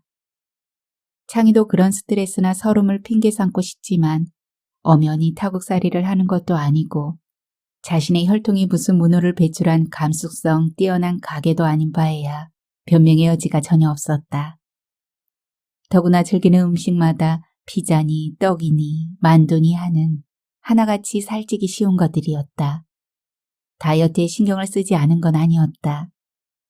원푸드 다이어트에서부터 황제 다이어트까지 전부 시도해 보았으나 끈기가 없고 게을러서 하다 말다를 반복하는 바람에 오히려 살이 제멋대로 울퉁불퉁하니 쪄서 더 기이한 체형이 되고 말았다. 창희는 남편을 볼 때면 시원찮은 내장기관도 나름의 기여를 한다고 생각했다. 걸핏하면 과민성 대장염으로 고생하는 남편의 몸은 군살 하나 없이 매끈하기 때문이다. 살 빼기는 첫 주가 고비였다. 강한 결심이 심리적인 기선을 제압한다고 믿는데도 식욕은 꺾이지도 통제되지도 않았고 거기다 터줏대감 격인 치질의 조짐도 예사롭지가 않았다. 빠져야 할 살은 그대로인 채 기운만 빠졌다. 사람은 자신을 위해서는 땀을, 민족을 위해서는 눈물을, 조국을 위해서는 피를 흘리는 존재여야 해. 그런데 당신은 참으로 무의미한 피를 흘리누만.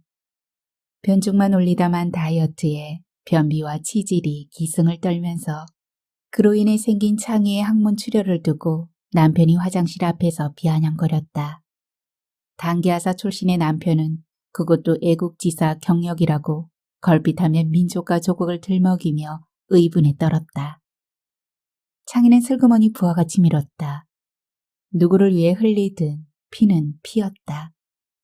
답답한 소리 착착해요. 요새는 조국이 개인을 위해서 피를 흘리는 시대라고요.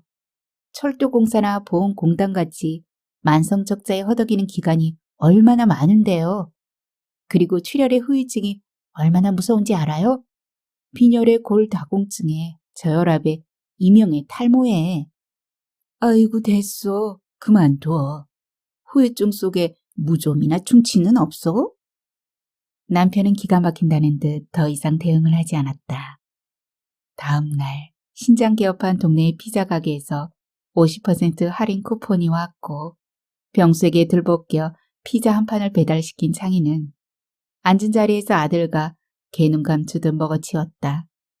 어찌된 게 금기와 규제란 것은 타오르는 불길에다 충동적으로 기름을 끼얹는 못된 시누이 같은지. 병수는 몸뿐 아니라 생각까지 빙축 맞았다. 가장자리에 떨어진 토핑 부스러기까지 남김없이 주워 먹고 난 뒤에야 느릿느릿 입을 열었다. 엄마, 미연이가 그러는데 피자는 완전히 농축 우라늄이래. 레귤러 사이즈 한 판이 1120칼로리래나? 피자 몇 조각의 해삼처럼 풀어졌던 창희의 기분은 병수의 한마디에 여지없이 오그라들고 말았다. 그 농축 우라늄은 밤을 넘기기 전에 창희의 아랫배와 허리에다 두둑한 기름뚝을 쌓을 게 뻔했다. 창희는 갑자기 생목이 올랐다. 내일부터 다이어트 다시 시작이다. 넌 시험기간이라 최소한의 칼로리를 섭취해야 하니까 아침은 우유하고 삶은 달걀 한 개다. 엄마, 만날 실패로 끝난 내 다이어트가 그렇게 시작됐잖아. 우유와 삶은 달걀 하나 주고 다시 간식으로 밥에 국에 고기까지 먹으면서. 맞는 말이다. 입으로는 그렇게 말하면서 창희는 벌써 다음날 아침 먹을 국을 만들려고 멸치장국을 끓이고 있었다. 이 봄, 남편의 느닷없는 선전포고로 시작된 살 줄이기와 빼기는 확실히 괴로운 전쟁이었다. 더욱이 급작스러운 침공으로 시작된 전쟁은 승전이 쉽지 않은 법이었다. 휴대폰에 은달모 상경이라는 아내의 문자 메시지를 받은 은달은 갑자기 뒷골이 당겼다. 갈수록 경기가 시원찮아서 사업장의 규모를 대폭 줄이고도 적자를 면치 못해 우울한 판에 다녀간 지 겨우 보름이 지난 시점에 다시 노모 상경이라니. 불경스럽게도 이번에는 우라가 치밀었다. 은달은 사은품으로 비치해둔 차가운 500cc 생수 한 병을 꺼내서 단숨에 벌컥벌컥 들이켰다. 우라가 가라앉기는커녕 속에서 더욱 불길이 치솟았다. 은달은 한숨이 터져나왔다. 다시 열흘간의 잠자리 실랑이가 불을 보듯 훤했고 아내의 눈빛이 빈과 같을 것도 뻔했다. 그는 드디어 어머니에게 쓴소리를 하기로 결심하고 퇴근을 서둘렀다. 작업복을 벗고 출퇴근용 옷으로 갈아입은 뒤에 아내가 사준 스포츠맨 향수를 몸에 뿌렸다. 어머니는 은달의 몸에서 나는 기름 냄새가 전투에서 흘린 피 냄새라도 되듯 호들갑을 떨었다. 그래서 아들이 흘린 피를 앉아서 고스란히 받아먹는 며느리에게 늘 곱지 않은 시선을 보냈다. 큰형수는 공무원이고 작은 형수는 교사고 막내 여동생은 보험 설계사니 집에서 놀고 먹는 사람은 아내뿐이라고 생각한 것이다. 전차라는 발 디딜 틈 없이 빼곡했다. 사람들의 발길에 이리저리 밟히느라 아침에 말끔하게 닦아시는 은달의 구두는 전철 구멍을 빠져나올 무렵엔 엉망으로 더럽혀져 있었다. 그는 손수건을 꺼내서 구두를 정성껏 문질렀다. 습관이란 이상해서 구두가 지저분하면 얼굴에 기름 검댕이 묻은 것보다 더 꺼림칙했다. 그는 거울을 들여다보는 것보다 구두를 들여다보는 횟수가 더 많았다. 공들여 손질했을 때 마음에 들게 말끔한 쪽이 얼굴보다 구두이기 때문인지 몰랐다. 그는 동네 어귀에 있는 제과점에서 어머니가 좋아하는 생크림 케이크를 하나 샀다. 쓴소리를 중화시키려면 그만큼의 단 것이 필요할 것 같아서였다. 아내는 생각보다 기분이 좋아 보였다. 집안의 누린내가 진동하는 걸로 보아서 벌써 어머니가 좋아하는 사고를 사다가 국물을 우려내고 있는 모양이었다. 어머니의 머리는 염색을 새로 했는지 검정 벨벳처럼 윤기가 났으며 앙증스러운 머리띠까지 하고 있었다. 어린애처럼 태평스럽고 만족한 얼굴이었다. 저녁 식사 내내 아내는 나긋나긋했다. 식사 후에는 후식까지 내왔다. 큰 조각으로 떼어서 앞 앞이 돌린 생크림 케이크는 순식간에 식구들의 입속으로 사라졌다. 포만감이 자칫 행복감으로 착각될 만큼 식탁은 느긋하고 평화로운 분위기였다. 은달의 마음은 계속 조마조마하니 편치 않았다. 아내가 상냥하게 말문을 열었다. 어머니, 이제 잠자리 옮겨 다니지 마시고 오늘부터 안방에서 저희랑 같이 주무세요. 어머니는 방금 후식으로 먹은 생크림 케이크보다 훨씬 달콤한 아내의 말에 입이 한 방만 해지면서 어쩔 줄을 몰라 했다. 은달은 갑자기 머리가 띵했다. 드디어 아내는 어머니에게 안방을 내주고 그와 각방 거처를 할 작정인 모양이었다. 각방 거처는 곧 별거로 이어질 테고 뭐잖아 아내는 이혼을 선언할지도 몰랐다. 그는 불안스레 아내의 눈치를 살폈다. 설거지를 마친 아내는 안방에다 어머니 이불을 정성스레 깔았다. 뚜껑 달린 컵에 자리끼까지 얌전하게 준비했다. 어머니는 그토록 오매불망하던 안방으로의 공식 입성에 희색이 만면해서 분홍색 레이스 잠옷까지 얌전하게 갇혀있고 수줍은 듯 살금살금 자리에 들었다.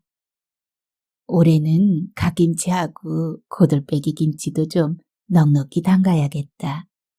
애비 식성이 죽은 영감을 그대로 닮아서 칼칼한 걸 좋아하지 않니?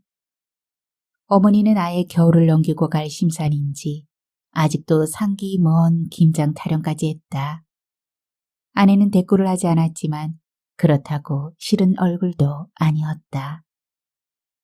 아내의 뜨거운 손이 건너온 것은 어머니가 채 얕은 잠도 들기 전이었다. 대뜸 사타구니로 파고든 아내의 손이 은달의 거시기를 살근살근 주무르기 시작한 것이다. 깃불에다 뜨거운 입김까지 불어넣으며 젖가슴과 아랫도리를 그의 몸에 밀착시킬 때는 너무나 흥분해서 이새로 신음이 터져나올 지경이었다. 이불 속에서 아내가 발가락으로 그의 팬티를 살그머니 끌어내렸다. 아내의 뜨거운 불두덩이가 그의 엉덩이에 닿았다. 아내는 어느새 알몸이었다. 숨이 가빠지면서 은달의 몸은 금방이라도 폭발할 것처럼 이글거렸다. 그날 밤 그와 아내는 완전히 인사불성 상태로 가장 적나라하고 야만스레 엉키고 말았다.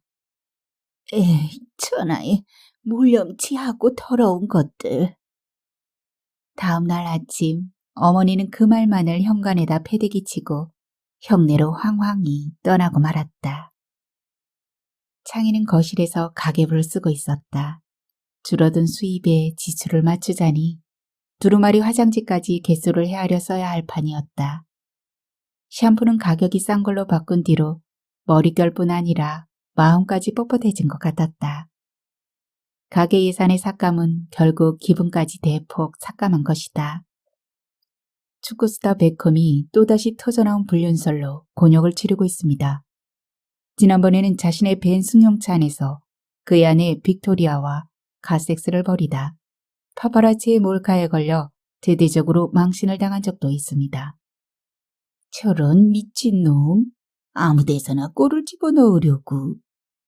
창희 곁에서 월드뉴스를 보며 손톱을 깎고 있던 남편은 마치 상대의 변칙 슛으로 한 점을 빼앗긴 골키퍼처럼 흥분해서 목소리를 높였다. 창희는 뛰어난 예술품 같은 베컴의 모습을 보자 외모에 기대 사는 것도 그리 나쁘지 않겠다는 생각이 들었다. 간간히 터지는 불륜설로 인한 빅토리아의 좌절감을 모르는 건 아니지만 자신처럼 오로지 남편의 마음 하나에 기대 사는 비애도 그리 간단한 것만은 아니기 때문이다. 시중에 떠도는 우스개도 은근히 창희의 심사를 건드렸다. 잘생긴 사람이 주먹질하면 터프고 못생긴 사람이 주먹질하면 깡패 소리 듣기 십상이며 잘생긴 사람이 공부까지 잘하면 금상첨화하고 못생긴 사람이 공부를 잘하면 배수의 진이라는 것이다. 남편 가꾸기를 자신처럼 지성껏 하는 여자도 없건만 타고난 분위기는 타고난 외모만큼이나 상향 조정이 쉽지가 않은 모양이었다. 남편도 그걸 깨달았는지 요즘은 구두만 파리가 낙상을 하도록 닦고 다녔다. 텔레비전에서는 다시 경기 북부 외곽으로 길게 뻗어있는 강줄기를 비추더니 그 옆에 따개비처럼 붙어있는 크고 작은 건물들을 보여주었다. 그동안 수도권 2,300만의 젖줄인 팔당으로 오염시키던 러브호텔과 음식점들은 앞으로 수질보전 특별대책지역 내에서 건축이 제한됩니다. 아나운서의 목소리에 이어 은색 자동차 한 대가 러브호텔에 미끄러지듯이 도착하자 미리 대기하고 있던 호텔 종업원이 재빨리 자동차 번호판을 가려주는 화면이 지나갔다. 몇 달 전에도 같은 장면을 본 적이 있었다. 미치는 데는 동서양이 따로 없어. 부끄러움이 추행당한 시대야. 쯔쯔쯔. 남편은 아예 이마살까지 구기며 투덜거렸다. 굽은 것을 바로 펴고자 하는 신념에 불타는 남편은 불의를 보면 절대 못 참았다. 당장 효력도 없는 욕설 스티커라도 떼어야 직성이 풀렸다.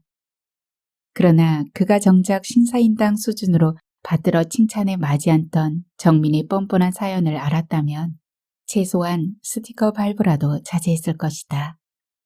사흘 전 다 저녁 때 정미가 전화도 없이 불쑥 창희를 찾아왔다. 얼굴이 헬쓱하고 눈자위가 푹 꺼진 게 겁안 죽을 상이었다. 정민은 앉자마자 손수건으로 눈물을 찍어내더니 머뭇거리며 입을 열었다. 언니, 나 그동안 어떤 남자랑 플라토닉 연애했어. 창희는 가슴이 철렁했다. 플라토닉 연애라니. 자나깨나 우리 근이는 어쩌고. 창희는 전혀 예상하지 못했던 소리라 그 플라토닉이라는 말이 꼭 플라스틱처럼 들렸다. 보험일로 도움을 많이 준 사람이야. 둘이서 가끔 만나 밥도 먹고 얘기도 나누던 사이였어. 오늘도 그냥 가볍게 바람이나 쐬려고 교회로 나갔지. 그러나 호젓한 곳에서 둘이 있게 되자 이상하게 마음이 뜨거워지지 뭐야? 식전에 곁들인 매실주 때문이었나 봐. 갑자기 마음이 달아올라서 허겁지겁 모텔로 들어갔어.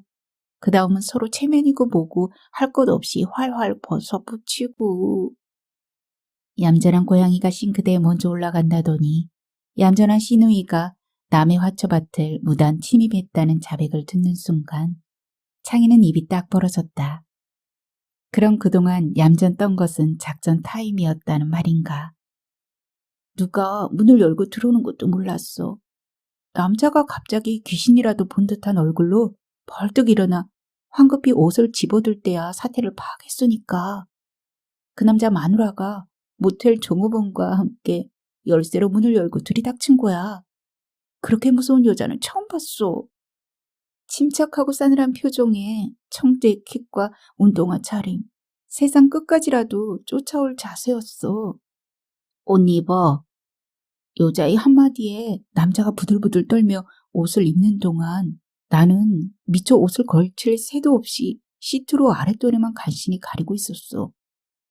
여자가 마치 더러운 오물을 대하듯 내게 싸늘하게 물었어. 아이가 있어? 나는 기어들어가는 소리로 간신히 네 하고 대답했지. 아이에게 부끄럽지 않아? 여자는 너무 하찮고 비루해서 정말 상대하기도 역겹다는 듯이 멸시 어린 그 한마디만을 던지고 남자를 끌고 가버렸어. 아가씨 미쳤어? 선주 아빠 고자야?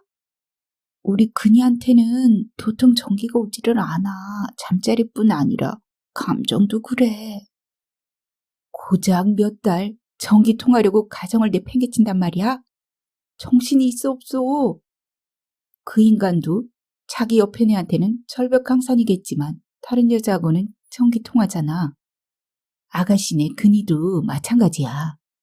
다른 여자한테는 까무러치게 찌릿찌릿 한다고. 내가 깜빡 미쳤었나 봐. 장인은 말을 퍼붓고 보니 전부 자신에게 하고 싶었던 소리라는 걸 깨달았다.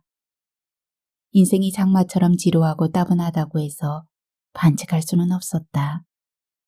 그렇더라도 궁금한 질문을 마저 하지 않을 수 없었다. 그래? 개망신 당하기 전에 볼 일은 제대로 본 거야? 몰라. 어떻게나 혼겁을 했든지 두어 번 감전된 것 같기도 하고. 근데 나중에라도 문제가 생기면 오빠한테 비밀로 하고 언니가 나서서 뒷갈망을 해줘야 해. 화면을 가득 채우고 흘러가는 북한 강변에는 벌써 여름이 와 있었다. 그날 밤의 일이었다. 잠을 못 이루고 뒤척이던 남편이 창희에게 무슨 할 말이 있는지 갑자기 벌떡 일어나 앉더니 말을 꺼내놓고는 매듭을 못 짓고 쩔쩔 맸다. 있잖아. 뭐가요? 저기... 네. 창희가 그의 곁으로 바짝 다가가며 재차 물어도 여전히 말을 잇지 못하고 숨만 할근거렸다. 자세히 보니 몸에 열도 있는 것 같고 눈빛까지 야릇했다. 가슴이 덜컥했다. 남편에게 문제가 생겨도 단단히 생긴 것 같았다. 이 인간이 나 몰래 집을 잡혀서 증권을 하다 실패라도 했나? 아니면 숨겨놓은 여자가 있다고 자백하려나? 창희는 저도 모르게 몸이 굳어지면서 심장이 벌떡거렸다. 당신 무슨 사고 쳤어요? 사고는 무슨... 그럼 뭐예요? 그의 더듬거림은 점점 심해졌다. 창희는 드디어 소리를 질렀다. 나 숨 넘어가는 거 보려고 그래요? 빨리 말 못해요? 그제야 남편의 입이 천천히 떨어졌다. 차고에 가서 말할게. 아이고 세상에. 그날 밤 창희는 참으로 어처구니 없는 장소에서 부끄러움을 초행당해야 했다. 바로 차고의 자동차 속에서 말이다. 그게 그렇게도 한번 시도해보고 싶던 일이었는지 남편은 거의 애걸하다시피 매달렸다. 하여튼 동서양을 막론하고 남자들의 골욕심은 못 말린다니까. 그 점잖은 남편의 몸이 그렇게 뜨겁게 달아올라서 아마존의 여왕을 점령하러 온 헤라클레스처럼 용맹스레 창희를 쓰러뜨린 건 결혼 15년 만에 처음 있는 일이었다. 더 기가 막혔던 것은 한바탕 일을 끝내고 자동차 밖으로 나와 보니까 글쎄 이 남자가 어느 틈에 자동차 번호판에다 타월을 덮어놓은 거였다. 세상에 자기 집 차고에서 제 옆편네와 볼일 보면서 자동차 번호판을 가린 남자는 남편 외에 또 누가 있을까? 형의 전화 목소리는 잔뜩 들떠 있었다. 어머니가 복지관에서 운영하는 노인대학 회장에 당선된 일과 떡과 과일을 푸짐하게 맞춰서 취임잔치를 연 것과 그 모든 공로가 복지관에 몇 종류의 운동기구를 들여놔주고 뒤에서 선거운동을 한 자신의 덕이라는 자화자찬과 대체 서울에서 무슨 일이 있었느냐는 질문 공세까지 내용도 그들먹했다. 그날 대전에 내려오셔서 마당에 이불을 턱 내다 널더니 막대기로 사정없이 두들기며 아버지와 네 욕을 마구 해대는 거야. 망할 놈의 영감탱이, 썩을 놈, 닮을 걸 닮아야지 하면서 말이야. 그동안 어머니의 너의 밝힘증이 너 아버지의 외모를 그대로 쏙 빼다 박은 것 때문이었나 봐. 이번에는 반대로 아버지의 모리엄치까지 고스란히 닮은 것에 오만정이 다 떨어졌다는 거야. 너 혹시 바람 피웠냐? 은달은 대답이 얼른 나오지 않았다. 젊은 날 어머니는 아버지의 바람기 때문에 어지간히 속을 끓이고 강짜도 부렸다. 그간 아내한테 꼭 씨앗대하듯 심통을 부린 까닭도 그래서였던 모양이었다. 은달은 그동안 지겨웠던 감정이 눈 녹듯 사라지고 자신의 소행이 슬며시 부끄러워지면서 어머니에게 미안한 마음이 들었다. 두 번 다시 서울은 안 가신대. 아주 고개를 절레절레 흔드신다. 너희 형수가 제일 좋아해. 어머니가 보통 솜씨냐? 식게부터 보쌈 김치까지 누가 감히 흉내도 못 내잖니. 연말에 퇴직한 뒤에 한식 전문 식당 차리려고 벼르던 중이었거든. 그동안 어머니가 하도 너네 집을 들락거리는 통에 일가부지들의 석연치 않은 눈길에도 은근히 신경 쓰였는데 어쨌든 이제야 마음을 잡은 듯해서 우린 한시름 놓았다. 은달은 전화를 끊고 나서 생각에 잠겼다. 개똥이나 오줌이 약이 된다는 소리는 들어보았어도 모렴치가 약이 된다는 소리는 들어본 적이 없었다. 어쨌든 시원섭섭했다. 은달은 아내에게 의기양양하게 문자 메시지를 날렸다. 창의, 시모, 완전 하향.